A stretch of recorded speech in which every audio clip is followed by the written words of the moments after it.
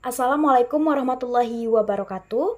Perkenalkan, nama saya Rahma Nabila dengan NIM 2205111721. Saya merupakan mahasiswa Prodi Pendidikan Matematika kelas 1A. Pada video kali ini saya akan menjelaskan mengenai teorema Pitagoras dan pembuktiannya menggunakan konsep kesebangunan dengan dosen pengampu Bapak Dr. Andes Sakur MED. Selamat menyaksikan.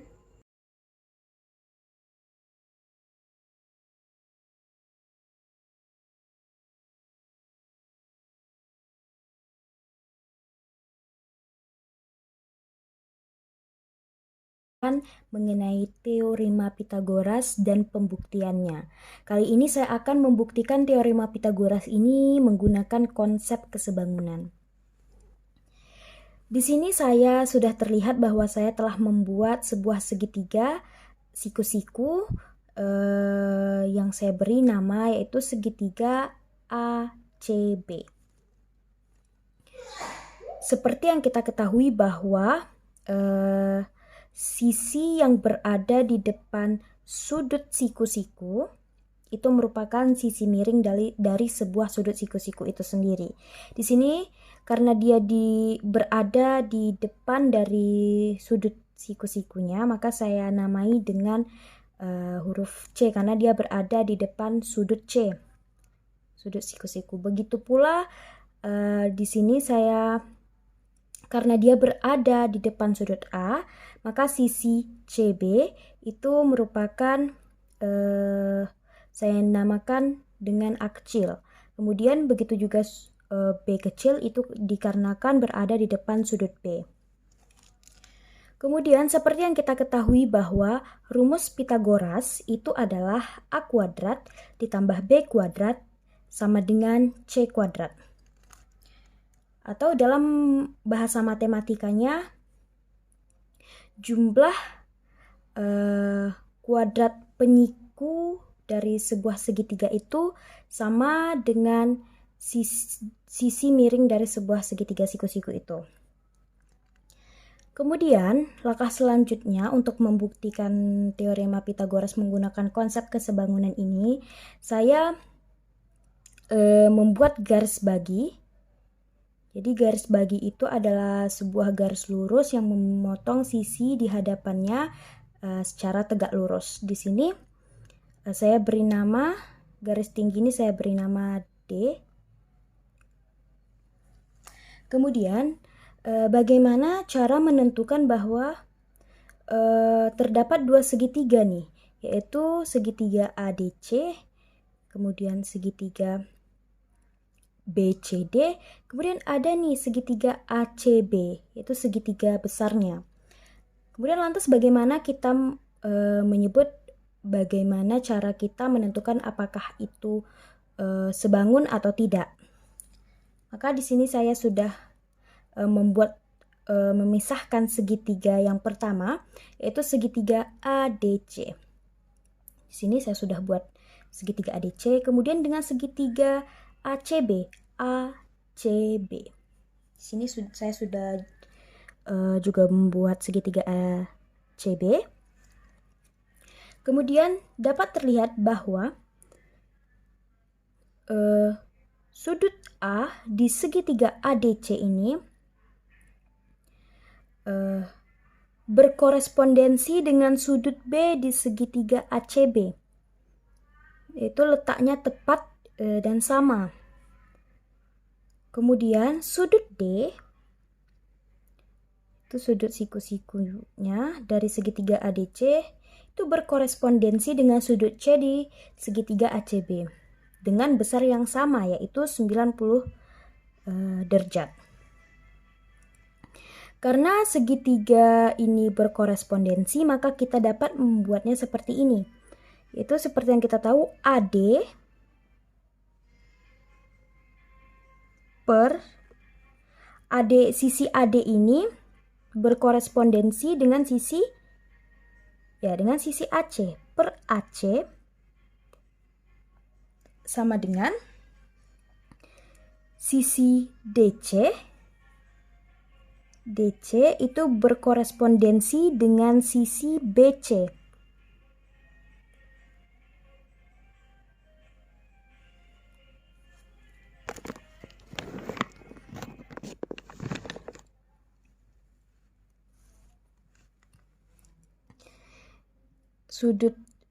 sisi DC itu per sisi BC. Kemudian sisi AC itu sama dengan segitiga AB. Dari segitiga ini kita buat nama saja supaya memudahkannya. AB itu sama dengan C. Kemudian BC atau CB itu sama dengan A kecil. Kemudian AC itu sama dengan B kecil. Maka di sini AD per AC, seperti yang kita tahu bahwa AC adalah B kecil lambangnya. Nah, di sini kita buat B sama dengan DC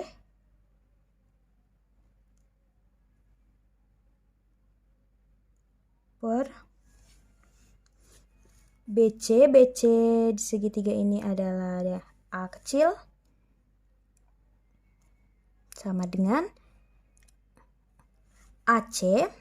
AC dilambangkan dengan B kecil per AB. AB yaitu C kecil. Maka inilah perbandingan dari segitiga di atas. Kita hanya mengambil AD per B sama dengan B per C.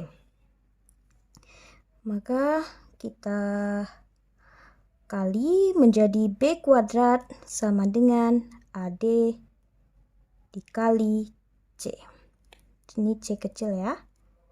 Inilah persamaan pertama yang kita dapatkan dari dua segitiga yang berkorespondensi, yang saling berkorespondensi, yaitu segitiga ADC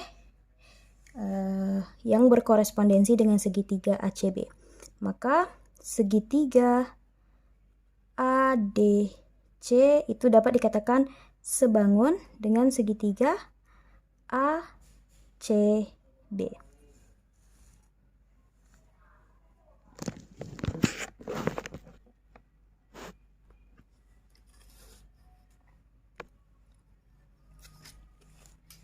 Tadi kita baru memisahkan segitiga ADC, kemudian kita hubungkan dengan segitiga ACB. Kemudian segitiga yang kedua yaitu segitiga BDC dengan segitiga ACB. Kita gambarkan terlebih dahulu.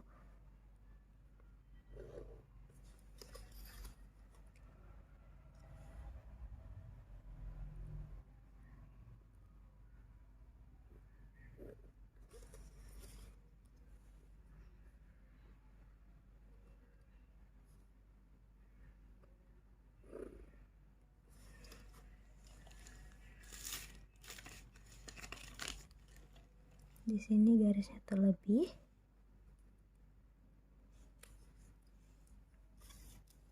Di sini segitiga D, segitiga BDC, kemudian dengan segitiga ACB. Segitiga ACB ya.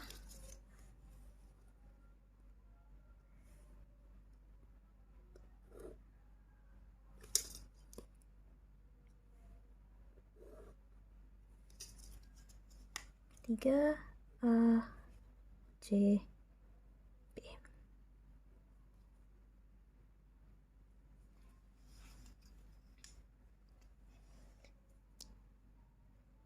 Jadi sama seperti cara yang menentukan korespondensi antara segitiga ADC dan segitiga ACB, ini berlaku juga dengan segitiga yang kedua ya, itu segitiga BCD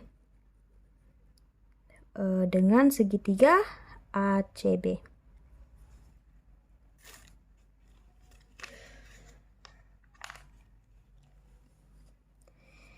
itu kita ketahui bahwa sudut B di segitiga BCD itu sama dengan sudut B di segitiga ACB juga. Kemudian sudut C di segitiga ACB itu sama dengan sudut A di segitiga ACB. Jadi dia berkorespondensi. Di sini adalah sudut C sama dengan sudut A. Kemudian sudut D, kita tahu bahwa sudut D dari segitiga BDC, maaf di sini BDC.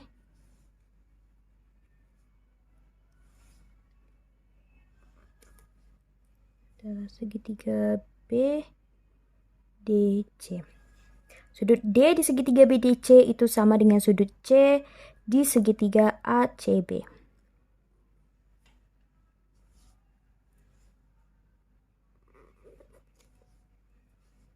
Sudut C. Di sini saya lupa bahwasannya sudut C dengan sudut A ini menggunakan sifat reflektif. Sifat refleksif. Ini juga menggunakan sifat refleksif. Kemudian sudut D sama dengan sudut C yaitu sebesar 90 derajat. Kemudian karena segitiga BDC itu berkorespondensi, dua sudutnya berkorespondensi dengan dua sudut di segitiga ACB, maka dapat dikatakan bahwasannya segitiga BDC itu sebangun dengan segitiga ACB. Ini menggunakan teorema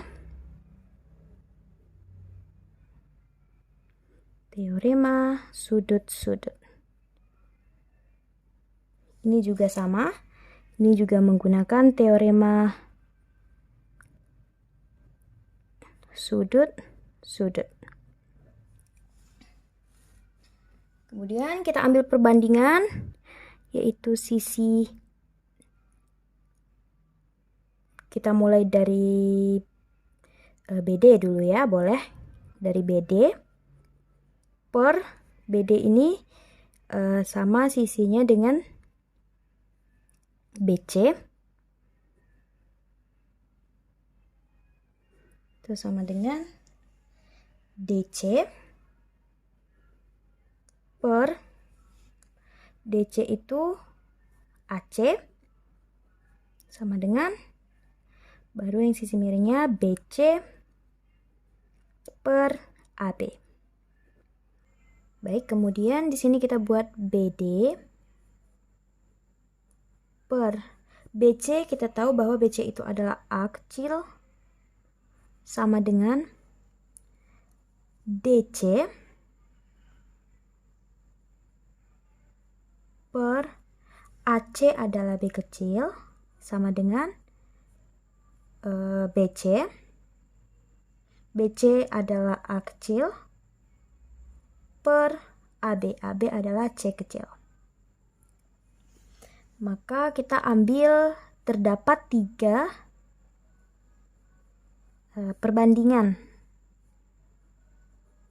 Kita mendapat 3 perbandingan, yaitu BD per A kecil sama dengan DC per B kecil sama dengan A kecil per C kecil. Kita ambil BD, perbandingan BD per A kecil sama dengan A kecil per C. Kita kalikan A kuadrat A dikali A kuadrat sama dengan C dikali BD. Ini adalah persamaan kedua.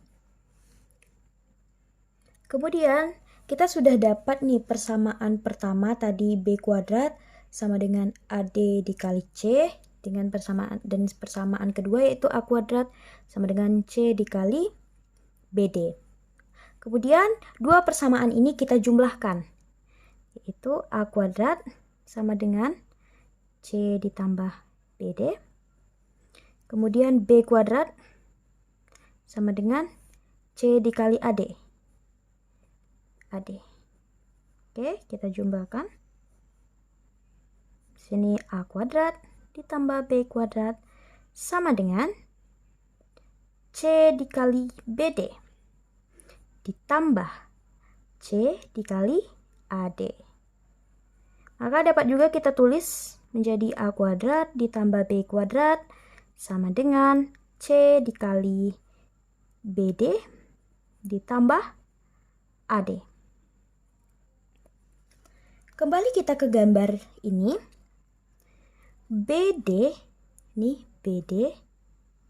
ditambah AD itu sama dengan sama dengan AB, sisi AB. Maka di sini kita buat A kuadrat ditambah B kuadrat itu sama dengan C dikali sisi AB. Kita lihat di sini sisi AB adalah C kecil. Maka A kuadrat ditambah B kuadrat sama dengan C kecil dikali AB tadi adalah C kecil juga. Maka A kuadrat ditambah B kuadrat sama dengan C kuadrat. Inilah pembuktian teorema Pythagoras menggunakan konsep kesebangunan. Jadi hasil dari rumus Pythagoras yang kita ketahui, yaitu rumusnya A kuadrat ditambah B kuadrat ditambah C kuadrat, itu adalah seperti ini, seperti yang sudah dijelaskan tadi, bahwa sebuah segitiga siku-siku itu kita buat garis baginya untuk membagi dua buah segitiga yang saling berkorespondensi sehingga segitiga itu sebangun. Maka dari persamaan-persamaan yang sudah dicari, kita dapat menentukan rumus Pythagoras, yaitu A kuadrat ditambah B kuadrat sama dengan C kuadrat. Itulah penjelasan saya mengenai teorema Pythagoras dan pembuktiannya menggunakan konsep kesebangunan. Mungkin dalam pembahasan ini saya masih banyak terdapat kekurangan dalam proses pengerjaan, namun saya tetap berterima kasih kepada guru pembimbing yang telah membimbing saya untuk dapat menyelesaikan tugas ini dengan baik. Demikian dari saya, semoga dapat dipahami. Wabillahi taufiq wal hidayah. Wassalamualaikum warahmatullahi wabarakatuh.